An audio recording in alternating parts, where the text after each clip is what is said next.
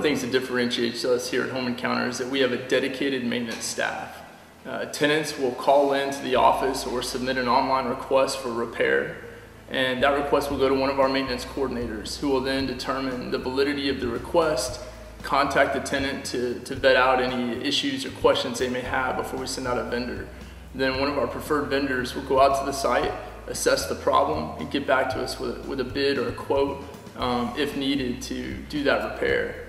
Sometimes the repair is minor enough they're able to just go ahead and repair the issue while they're at the property. And then we follow up with the tenant after that to determine the satisfaction and completion of the repair. We always use handymen when needed. We try to select a situation appropriate vendor, whether that be a handyman, a plumber, an electrician, sophisticated carpenter, whatever's needed for the situation. That's who we tend to send to the property, and handymen play a vital role in that to keep our costs down. Typically on turnover projects, we see that the costs will be in the several hundred to several $1,000s range, depending on the severity of the damage or the level to which we want to bring the property up to get it rented quickly. In those cases, we will solicit multiple bids for owners and get their approval before we spend money.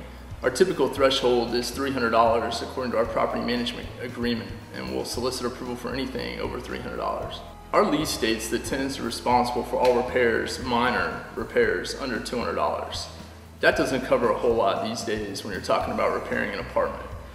So most of the time the owner is going to be responsible to bear the brunt, bear the cost of doing a repair at the property, and that's just part of being a landlord.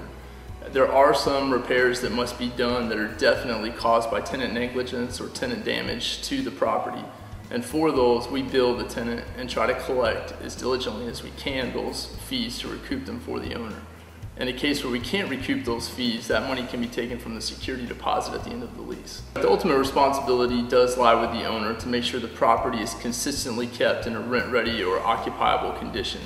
And that's part of being a landlord. You know, sometimes you're going to incur costs that you don't expect, but it's a cost of ownership.